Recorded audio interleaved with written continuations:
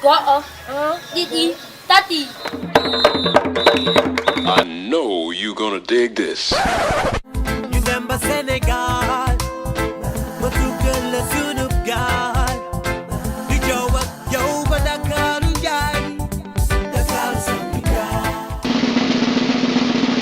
Distant places, similar faces. Due to the unfortunate and mostly unsolicited media reportings on Africa witnessed throughout my formative years, I expected a different type of African. I expected an African with strong facial features, animated personality/voice, and a strong desire to dance. Those are the things I chose to believe among the many portrayed. Even at a young, impressionable age, some things I would hear and see seemed so left-wing that I would dismiss it as fictitious journalism. Despite the many mixed images and stereotypes impressed upon the young mind, I did muster enough interest to embark on independent study, grasping that mainstream media is not in the best interest of African people. After a few weeks of mentally settling in with Senegal, I realized that much of the descriptive characteristics were a point inaccurate, as would be the case in any culture. However, the most consciously stimulated was that these native Africans had strong resemblance to a certain people I've seen before back in the Caribbean/mainland United States. It even got more entertaining when I stretched my legs in the marketplace. I found myself doing double takes at every other face I'd see. Faces of people I hadn't seen in years resurfaced with a mere glance-turned stare.